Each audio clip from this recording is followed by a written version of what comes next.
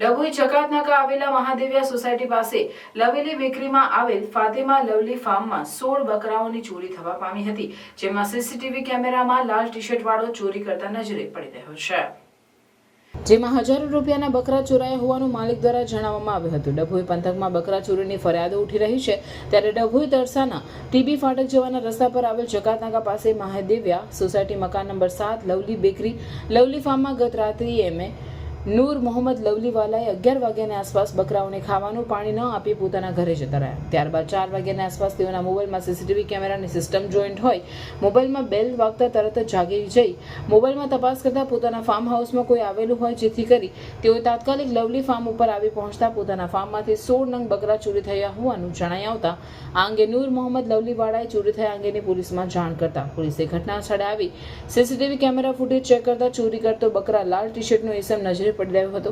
CCTV ફૂટેજના આધારે પોલીસે આગળની કાર્યવાહી હાથ ધરી હતી।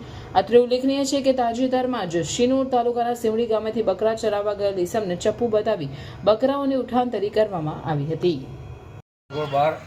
મહાદેવિયા સોસાયટી મકાન number 7 Fatima lovely goat farm અને લવલી બેકરી એ બે નામની ફાર્મ અહીંયા આગળ આવેલી છે અને ગઈકાલે એટલે રાત્રે 15 તારીખે રાત્રે 10:45 હું બકરાઓને ખાવા પીવાનું અહીં નાખીને પાણી પીવડાવીને ગયો મારી ઘરે।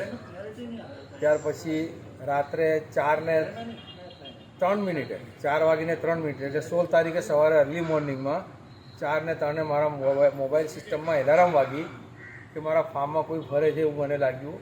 મારા ભાઈએ જોયું તરત જ, એ જોઈને સીધા અહીંયા આગળ આવ્યા। જે હાલતમાં મારા ભાઈ અને મેં હતા એ હાલતમાં કપડાં બી પહેરવા રહ્યા નથી ને અહીં આવ્યા અને રસ્તામાં મવડી ભાગો જકાતનાકા પાસે જે ઓન ડ્યુટી કોન્સ્ટેબલ હતા એમને જોડે લીધા કે ભાઈ મારા ફાર્મ પર અંદર કોઈ ફરે છે ચોર એવું લાગે છે, એટલે અમે આવ્યા છે, તમે તાત્કાલિક અમારી મદદ માટે ચાલો। તો એ લોકો અમારી સાથે આવ્યા। 4:20 અમે અહીંયા આગળ એન્ટ્રી થયા અને તાળું ખોલીને અંદર આવ્યા, જોયું તો 16 બકરા અમારા ચોરાઈ ગયા છે અને એની સીસીટીવી ફૂટેજ મારે ત્યાં કેમેરા લાગેલા છે। સીસીટીવી ફૂટેજ મવડી ભાગોળ પોલીસ જમાદારને હમણાં હું આપવા જઈ રહ્યો છું અને એ જે કંઈ બી છે કાર્યવાહી આગળ કરવા માટે જમાદાર પાસે જઉં છું। પોલીસ તંત્રમાં તમે જાણ ક્યારે કરી? પોલીસ તંત્રમાં અહીંથી 4:20 જ્યારે અમે જોઈ લીધું કે બધું થઈ ગયું છે, ત્યાર પછી 5 વાગે એટલે રોજાનો જે સમય થાય છે અંત, એ વખતે અમે પોલીસ સ્ટેશનમાં સવારે 5 વાગે પહોંચી ગયા હતા।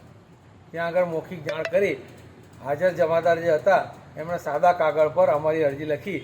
ત્યાર પછી 7:45 કે 8ની આસપાસ ઓનલાઈન કંટ્રોલ રૂમ જે બરોડાનું છે 0265 નંબર છે ત્યાંનું મેં ફોન કરી અને ઓનલાઈન કમ્પ્લેન બી કરી। શું રિસ્પોન્સ છે પોલીસ તંત્રમાંથી? પોલીસ તંત્ર તરફથી ઓનલાઈન પરથી તરત જ ડભોઈ પોલીસ સ્ટેશનમાં જાણ કરવામાં આવી અને પછી ડભોઈ પોલીસ સ્ટેશનમાંથી પાછું મારી પાસે ફોન આવ્યો કે ભાઈ સવારની તમારી કમ્પ્લેન લખેલી છે અને અમે ટૂંક સમયમાં તમારી પાસે ડી સ્ટાફ જેવો અમારી પાસે આવે તમારી પાસે મોકલીએ છીએ। તો હમણાં ડી સ્ટાફના માણસો બી આવીને ગયા છે અને હું પણ આ બધું પેનડ્રાઈવમાં લેવાની કાર્યવાહી કરી રહ્યો છું અને આ બાબતે પોલીસ સ્ટેશનમાં પેનડ્રાઈવમાં લઈને જઈ રહ્યો છું। પીઆઈ સાહેબ કેટલા નંગ બકરા ચોરાયા અને કેટલી કિંમતના હતા? 16 નંગ ટોટલ બકરા છે, એમાંથી મેન